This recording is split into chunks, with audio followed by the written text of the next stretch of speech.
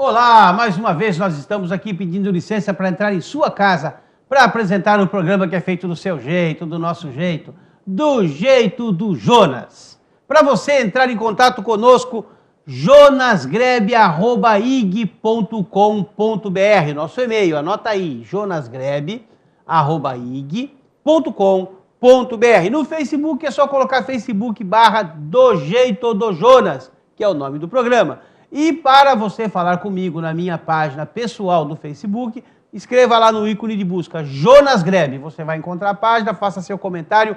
Vai ser muito gostoso, vai ser muito legal bater um papo com você, saber o que você pensa e ler o seu comentário. Para me ajudar a fazer esse programa hoje, eu convidei uma ilustre personalidade, que é o psicólogo Fernando Oliveira da Silva. O Fernando é coordenador de um projeto de atendimento a jovens em situação de risco.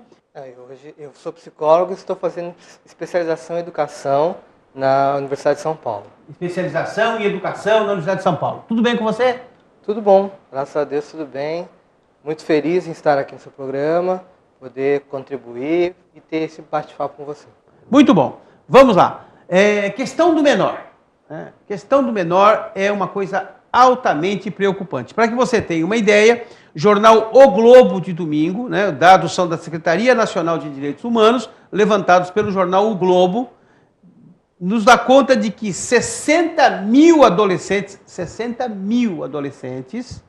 cumprem medidas socioeducativas na Fundação Casa. 60 mil.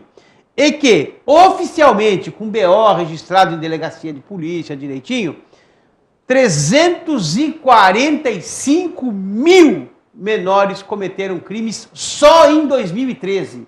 É um número alarmante. Você que é um psicólogo que trabalha na área, num projeto de ressocialização, de apoio a menores, você que faz especialização em educação na USP, como vê isso e qual é o futuro disso?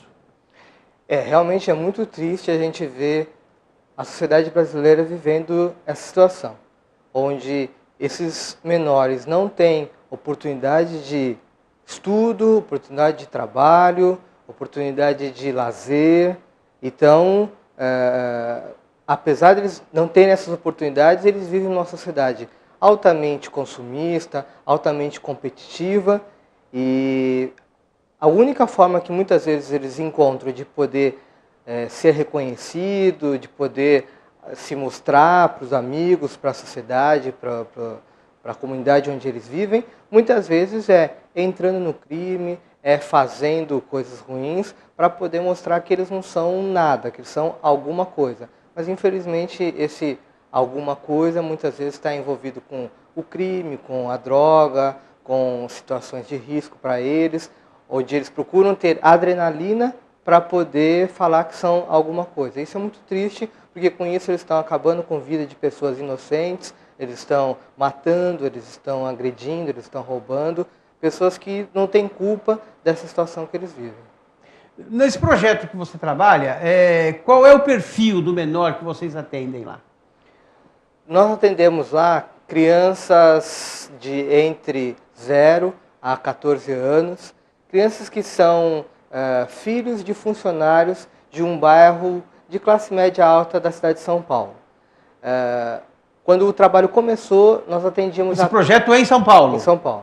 Em qual lugar de São Paulo? No bairro do Campo Belo, em São Paulo. É uma zona mais ou menos elitista. De alto poder aquisitivo. Há 30 anos, quando começou o trabalho, nós tínhamos ali um córrego que depois foi transformado numa avenida muito importante lá, que é a Avenida Roberto Marinho, mas que há 30 anos atrás esse córrego era todo tomado por comunidades carentes. Favelas. Então, quando começou o trabalho, nós atendíamos as crianças dessas comunidades. Quando foi feita a avenida, essas comunidades foram retiradas de lá. Muitas dessas famílias continuaram a necessitar desse trabalho, só que morando em lugares mais periféricos da cidade. Então, hoje é um espaço que atende crianças que moram mais longe, mas que são crianças que moram em situação de risco. E qual é o trabalho que é feito com essa? Essas crianças ficam com a gente No trabalho de creche, elas ficam com a gente o dia todo.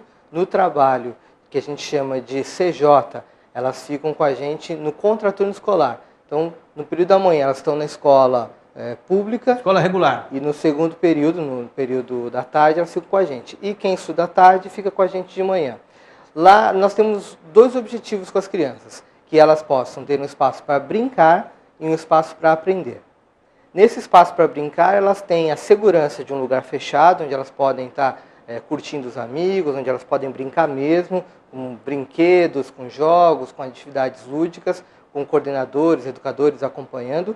E no momento do aprender, elas têm reforço escolar com alfabetização, elas também têm, nós temos alguns voluntários que oferecem para eles capoeira, música, inglês, informática, artes. Então, pessoas voluntárias vão lá e oferecem 30 minutos, 1 hora por semana, que as pessoas conseguem oferecer isso, e para a vida dessas crianças faz bastante diferença. Tanto que a gente tem visto que um trabalho pequeno, a gente atende cerca de 180 crianças, um trabalho pequeno, mas que pode fazer diferença. Das nossas crianças, apesar de ser um trabalho pequeno, 5 crianças já receberam bolsas integrais em escolas de primeira linha da cidade. Por exemplo, uma escola muito conhecida lá em São Paulo é a Escola Bandeirantes, e a gente tem uma criança lá na Escola Bandeirantes. E em outras escolas particulares top da cidade, as nossas crianças têm conseguido bolsas integrais pela qualidade delas no estudo delas na escola pública que elas estudavam e hoje estão na escola particular. E o anverso disso? 5 já conseguiram bolsas em escola top. E quantos dali acabaram indo para o crime? Olha, a gente já tem esse nosso trabalho há 30 anos, a gente já tem atendido netos de crianças, não só filhos, mas até netos. Já tem netos. E graças a Deus, pelo que a gente tem acompanhado, a gente não tem casos de ir visitar crianças nossas nas cadeias ou ficar sabendo de crianças nossas que entraram no mundo do crime. Algumas continuaram na mesma profissão dos pais, sendo empregadas domésticas, sendo porteiros, sendo pessoas que trabalham no comércio, mas outras já conseguiram fazer faculdade, conseguiram trabalhos mais bem remunerados, enfim, estão conseguindo crescer na vida, estão conseguindo comprar suas casas, estão conseguindo manter as suas famílias muito bem. Então, pelo nosso conhecimento, a gente não ficou sabendo de nenhum caso de alguém que tem... Uma pergunta que não tem nada a ver com isso. Apesar de todo esse trabalho que você faz em São Paulo, você é eleitor do Guarujá. Sim. Você é eleitor aqui e faz esse trabalho lá. Sim. Muito interessante. Preciso voltar a fazer trabalho aqui no Guarujá. Tá certo, é um sonho. Agora, dentro desse trabalho que vocês fazem lá, você já me disse que 5 dessas crianças ultimamente já conseguiram bolsas em escola top, que não tem notícia de ninguém foi para o crime ainda, quer dizer que é um trabalho que acaba funcionando. No nosso caso aqui, de 60 mil adolescentes cumprindo medidas socioeducativas e 345 mil menores que cometeram crimes somente no ano de 2013. Esse tipo de trabalho, se fosse feito em maior escala, a nível estadual, municipal, estadual, federal, diminuiria a criminalidade? Olha, não tenho dúvida, Jonas, porque se você olha a Constituição Federal, ela diz que a educação é obrigação, dever do Estado, da família e da sociedade. Enquanto a sociedade cobrar apenas do Estado, ou enquanto a família jogar apenas para o Estado, enquanto o Estado jogar a responsabilidade também para a família ou para a sociedade, enquanto um jogar para o outro, as questões não vão melhorar. Realmente, para que a educação funcione, Estado, sociedade, família tem que fazer um trabalho coletivo, onde todos participam para o bem das próximas gerações. Porque hoje a gente vê que as famílias não se responsabilizam pelos seus próprios filhos, onde muitas mães são sozinhas, os pais não existem, não participam, não estão. Né? Pai não existe, né? O pai não existe. Né? Muitas vezes essas mães têm que cuidar dos seus filhos de maneira solitárias, né? Onde o Estado reclama a falta de recursos que não tem condição de fazer e onde a sociedade muitas vezes assiste isso. Então, quando eu digo sociedade, eu estou dizendo as empresas, as instituições religiosas. Então, por exemplo, no Guarujá nós temos, só de igrejas evangélicas, são mais de 600 igrejas evangélicas. Em torno de 680, hoje com o CNPJ. Então, se cada igreja evangélica do Guarujá, por exemplo, se responsabilizasse por uma família, imagine 600 famílias em risco no Guarujá sendo bem atendidas. Não que a igreja vai sustentar financeiramente essas famílias. Poderia até sustentar a parte alimentar, pelo menos? Então, que é o que a gente faz lá. A gente oferece alimento e a gente oferece educação. Essas duas questões facilitam a vida das famílias. Esse é um trabalho de uma igreja evangélica? É o trabalho de uma igreja evangélica. Ok. Uma igreja evangélica chamada Comunidade de Jesus, lá em São Paulo. Você é contratado lá? Sim. E eu não sou contratado pelo projeto social, sou contratado pela igreja. Pela igreja, ok. E o trabalho que essa igreja faz não é um trabalho religioso, mas é um trabalho social. Né? Tanto que as famílias que são atendidas, praticamente nenhuma frequenta a igreja. Até porque, como a igreja funciona no bairro do Campo Belo e as famílias moram em outros bairros, as famílias não têm como, no domingo, irem à igreja. Elas têm então não tem vínculo, a igreja não. A igreja só mantém o trabalho. Só mantém. Se as igrejas evangélicas, as igrejas católicas, os centros espíritas do nosso país realmente tivessem um compromisso social também, muitos têm, mas se outros também... Não, muitos têm não, alguns têm. Alguns têm. Muitos têm e fica ruim. Alguns têm. Isso. Porque existem muitas igrejas que são projetos pessoais. Sim, infelizmente.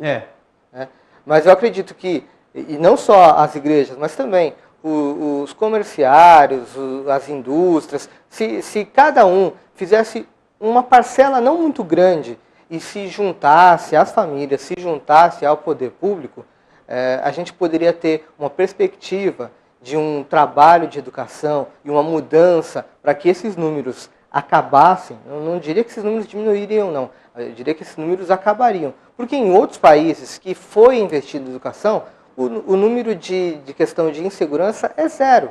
Você vê isso na Coreia do Sul, você vê isso no Japão. Então, esses países da Ásia, do oeste da Ásia, conseguiram, do leste da Ásia, conseguiram, investindo pesado em educação, diminuir muito a insegurança, a violência, e as crianças passam o dia todo na escola, sendo bem atendidas, e com isso podem ter uma perspectiva de futuro muito melhor. Essas crianças, elas entram na escola de manhã, vamos pegar o período da manhã, e à tarde vão para o núcleo, é isso? Isso. Quantas horas aulas tem de manhã numa escola regular dessas que elas frequentam?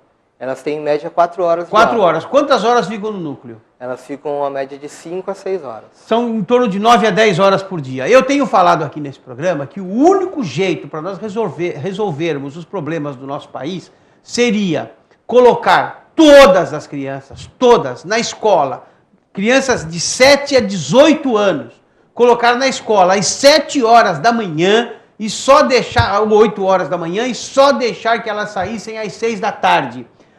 Período integral, todas as crianças, período integral, onde ela faria as matérias curriculares, onde ela faria esportes, onde ela aprenderia cultura, onde ela aprenderia respeito, principalmente aos mais velhos e à pátria que ela nasceu e que ela precisa servir. Se nós conseguíssemos colocar todo mundo num projeto educacional desse tamanho, na minha opinião, você é um especialista, eu não sou, na minha opinião, acabariam com todos os problemas, principalmente de criminalidade do jovem.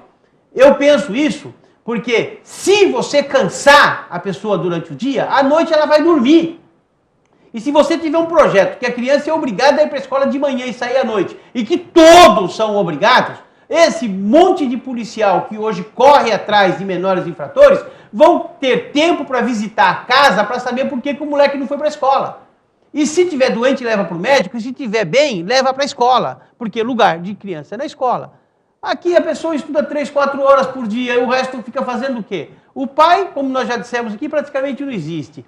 A mãe, coitada, tem que sair que nem uma doida aí para conseguir sustento para os filhos. Vai fazer faxina, vai ser empregada doméstica, vai ser empacotadeira no supermercado, alguma coisa ela vai fazer para trazer dinheiro e trazer pão para dentro de casa. E essas crianças ficam como? Ficam jogados na mão de quem? Do traficante? Ou eu estou errado, doutor? Não, é verdade. Infelizmente, essa é a realidade que a gente vive. E um outro dado importante é que, além dessas crianças passarem só de 3 a 4 horas na escola, muitas vezes a gente tem um índice muito grande de professores que estão de licença médica, que estão doentes e que não vão à escola. Então, essa criança vai para a escola e ainda na escola ela não tem um atendimento correto que ela deveria ter, porque essa criança muitas vezes fica solta sem nenhuma oportunidade de atividade porque o professor não está lá. Então, se a gente não mudar essa realidade, infelizmente, os nossos índices de violência e as crianças na mão só tendem a crescer. Vão crescer. Vamos ao breve intervalo comercial. Daqui a pouquinho nós voltamos com o programa que é feito do seu jeito, do nosso jeito, do jeito do Jonas, falando hoje com o psicólogo Fernando Oliveira da Silva. Até já.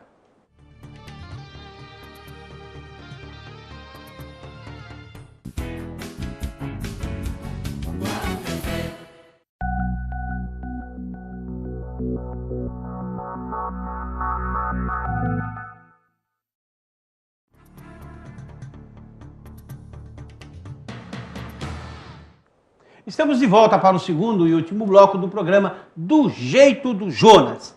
Para você entrar em contato conosco pelo e-mail jonasgrebe@ig.com.br, no Facebook é Facebook/Do Jeito do Jonas. Este programa tem transmissão simultânea pelo www.guarutv.com.br e também pelo www.guarutv.net. Na minha página pessoal do Facebook, colocou lá no ícone de busca Jonas Grebe, você encontra a nossa página, deixa seu comentário e vamos bater um papo. Outro dia uma pessoa me mandou um e-mail, lá, uma mensagem, perguntando o que era ícone. Eu coloque no ícone de busca que você encontra lá, mas eu estou querendo saber o que é o ícone para eu colocar o teu nome. Então fica difícil. Meu amigo Dr. Fernando, especialização em educação na Universidade de São Paulo. O que isso representa? E esse tipo de aprendizado que você tem hoje na Universidade de São Paulo pode servir no quê para melhorar a educação das pessoas de modo geral? Olha, doutor Jonas, eu fiz alguns anos atrás a faculdade de psicologia e desde que eu me formei eu sempre trabalhei na área da educação. Me encantei com a área da educação e de lá não saí. Mas eu senti que precisava aprender mais sobre educação na parte teórica. E fui buscar um mestrado, e então quando eu fui buscar essa possibilidade do mestrado, eu vi que os mestrados nas faculdades particulares são muito caros. Então eu vi a possibilidade de fazer um mestrado numa faculdade pública, que é a USP, e aí então eu fui até a USP. E ao estar na USP, eu verifiquei a diferença que a universidade pública ainda tem da universidade particular. Quer dizer, o contrário das escolas fundamentais, que a universidade pública, a escola pública é de uma qualidade muito ruim e a escola particular é de uma qualidade muito boa, quando a gente vai para a universidade, a universidade pública ainda tem uma qualidade muito boa, principalmente a USP. Apesar de todas as questões que acontecem na USP, apesar da USP não estar mais no nível que esteve há anos atrás, mas mesmo assim ela ainda tem uma excelência muito boa. E lá, aprendendo sobre a teoria de educação, eu cresci muito, aprendi mais sobre a educação e acabei de acreditar mais ainda que com a educação a gente muda o país. E por isso, essa especialização. Voltando aqui ao nosso caso de educação no país, você tem acompanhado o noticiário dessa crise que tem no Maranhão, no presídio de Pedrinhas, pessoas decapitadas, mortes aos borbotões, tem acompanhado isso? Sim, apesar de eu estar no momento de férias, não tenho visto tantos noticiários, mas alguma coisa tenho visto sim, e é triste ver a situação de um estado que... Qual a solução disso? Tem a ver com educação também isso? Com certeza. O estado do Maranhão, assim como outros estados do Brasil, vive uma situação de extrema pobreza para alguns, enquanto que outros, poucos, vivem numa situação de muita riqueza. E a falta de oportunidade, a falta de emprego, a falta de ter uma perspectiva, uma esperança, muitas vezes faz com que essas pessoas realmente se encontrem com a única alternativa, o crime. Eu aprendi, com um advogado amigo meu, que a pessoa pode dizer, a pessoa não pode dizer que nunca vai matar alguém, mas ela pode dizer, nunca vou roubar ninguém. Isso. Então... Porque matar, você mata no trânsito, sem querer matar. Você derruba um vaso da janela, cai na cabeça de alguém que está passando lá embaixo, você matou. Agora, roubar não. Roubar é uma decisão pessoal. Matar alguém pode ser uma decisão involuntária. Mas mesmo sendo uma decisão pessoal, a partir do momento que você só consegue enxergar aquela alternativa, a partir do momento que você, desde pequeno, você começa a ver que a única alternativa é o roubo, é o crime, é a mão grande, você entende que é a solução. Quer dizer, você caminha para isso. Ninguém te mostra uma outra possibilidade. Só te mostram que quem se dá bem é aquele que, pelo menos se dá bem por alguns instantes, pelo menos se dá bem por alguns momentos, é aquele que rouba o outro. Porque ele consegue ter alguma coisa, pelo menos por algum momento. De tempo, Infelizmente, ninguém também mostra para esses que esse período de tempo é muito curto. Tanto que muita gente que entra para o crime tem uma vida de 2, 3 anos. Porque ou vai ser preso... No crime. 2 ou 3 anos. Ou vai ser preso... Quer dizer, uma expectativa de vida de 25 anos de idade no máximo. Hoje, no Brasil, já está provado que a maior causa de morte dos jovens e adolescentes é a morte por bala, ou seja, é o assassinato. Projetil. Né? Então, quer dizer que realmente são esses jovens que estão entrando para o crime que muitas vezes vão ser mortos pelos próprios traficantes, ou vão ser mortos por pessoas de facções rivais, ou pela polícia, ou por qualquer outro motivo. Você falou em traficante. Por que essa juventude, diferente da minha, né? Eu fui jovem no final da década de 60, começo da década de 70. A década de 70, praticamente toda, eu era jovem, até os 30 anos e tal. Por que essa fascinação do jovem pela droga? A droga tem o seu lado positivo, que é a questão de conseguir alterar o estado mental, psíquico da pessoa. Espiritual não? Não, espiritual não, mas ao ela ingerir a droga, ela passa a viver um mundo paralelo, ou seja, ela sai dessa realidade e ela passa a se sentir mais poderosa, mais feliz, mais alegre, naquele momento em que a droga está fazendo efeito. Infelizmente, o custo disso... Depois ela é depressão. É muito caro, porque a pessoa vai precisar usar mais droga para poder voltar a sentir aquilo, só que para ela voltar a sentir aquilo da mesma maneira, ela tem que tomar doses cada vez maiores e o nível de dependência é cada vez maior, o nível de destruição do organismo é cada vez maior e a questão de que para você entrar na droga, tudo é grátis, mas depois o custo vai ficando cada vez mais pesado e aí a pessoa, para poder manter o seu vício, tem que começar a fazer coisas terríveis para poder manter esse momento de êxtase, esse momento de coisa boa. Então, é difícil você chegar para um jovem, para um adolescente e falar assim, não use droga porque droga é ruim. Porque se ele experimentar, ele vai ver que de alguma maneira é prazeroso. Só que é um prazer muito, muito instantâneo. Então, a gente pode ter outros prazeres que não são tão instantâneos. Na década de 80, o grande mote de propaganda era drogas matam. Lembra disso? Sim. Né? Drogas matam. Falava-se isso aos borbotões. Drogas matam, drogas matam. Não é verdade, né? A droga não mata, a droga aleja. Se matasse, acabava o problema. A droga, ela mata neurônios, a droga mata reflexos, a droga mata a capacidade intelectual da pessoa, sim. Só que isso não acontece da noite para o dia. Isso vai sendo gradativo. Ou seja, a pessoa vai perdendo algumas questões com o passar do tempo. É como se a pessoa entrasse num estado de envelhecimento precoce. Enquanto a gente vai perdendo algumas questões depois dos 80, 90 anos, a droga faz isso com alguém que usa drogas por 5, 6 anos, ela já começa a ter esse envelhecimento precoce. E ela, com 30, 40 anos, ela vai estar com uma capacidade de memória de uma pessoa de 80 anos, ela vai estar com uma capacidade física de uma pessoa de 40 anos, ou seja, a droga vai ajudar ou vai prejudicá-la a envelhecer muito mais rápido. Existem pessoas que usam droga rotineiramente com essa gradatividade que atingem aí os 60, 70 anos de idade? Ou a morte é prematura? Olha, como as drogas começaram a ser usadas no Brasil, essas drogas que existem hoje, como o crack, a cocaína, a maconha, começaram a ser usadas a partir da década de 60, então não existem ainda muitas pesquisas que possam provar pessoas mais velhas que sempre usaram drogas e tal, né? Porque muitas dessas pessoas que usaram drogas na década de 60 e 70 pararam de usar. Talvez hoje nós tenhamos algumas pessoas que começaram a usar drogas nas décadas de 80 ou década de 90. E essas pessoas que começaram a usar... E a droga era mais leve também, né, doutor? Sim, sim. Por exemplo, hoje o crack é uma droga extremamente pesada... E barata. E barata.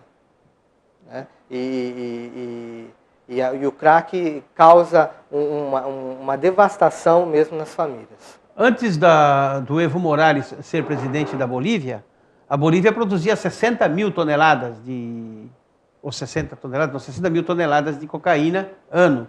Hoje, produz 300, 5 vezes mais. E Brasil e Bolívia têm fronteiras absolutamente abertas. Isso faz parte também do contexto? Isso facilita a vinda da droga para o Brasil, na sua opinião? Com certeza, porque nós não temos no Brasil grandes plantações de cocaína, de Acho que coca, bem pequenas. Né?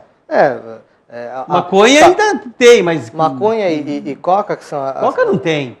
A gente não encontra. Não encontra. Né? Agora, o Brasil consome muita cocaína, muito crack e muita maconha. Então, alguém tem que fornecer. O crack vem da cocaína. Alguém tem que fornecer. E quem fornece normalmente são os países da América do Sul. E isso, até agora, ninguém mostrou interesse em combater. Quer dizer, fala-se muito em combater a droga, mas ninguém botou o dedo na ferida, porque não interessou politicamente ou sei lá o quê. E isso é uma coisa que deve ser analisada e deve ser pensada. A droga é muito rentável. Tem muita gente ganhando dinheiro com a droga. Então, enquanto a droga for algo que dá muito dinheiro... Esses 345 mil menores envolvidos em crimes em 2013, qual o percentual, na sua opinião, desses 345 mil com a droga? Qual é o envolvimento total? Eu acho que pelo menos 90% são. É isso aí. Nós estivemos batendo papo com o psicólogo Fernando Oliveira da Silva, que está fazendo especialização em educação na USP, que é um psicólogo de um projeto social que tira 180 crianças das ruas, educando essas crianças no contraturno escolar. Quem estuda de manhã frequenta o núcleo à tarde, quem estuda à tarde frequenta o núcleo de manhã. Um trabalho feito em São Paulo, que atende 180 crianças, por uma pessoa que é eleitor do Guarujá, alguém do Guarujá, mostrando lá fora a nossa capacidade de educação. Obrigado, Fernando. 30 segundos para falar tchau. Eu que agradeço, fico muito feliz de poder estar aqui. Espero que realmente a nossa cidade do Guarujá, o nosso país, possa olhar com mais carinho para as crianças, para os jovens e possa realmente oferecer condições desse jovem poder crescer na vida. Acho que a educação é a grande oportunidade que essas crianças precisam para poder crescer e fazer um futuro melhor para nós todos. É isso aí. Orgulho, eu tenho orgulho de ter no Guarujá pessoas como o Fernando, ok? Muito obrigado por você ter me acompanhado esse tempo todo, que Deus te abençoe e te guarde, que faça resplandecer o seu rosto sobre ti e te dê a paz.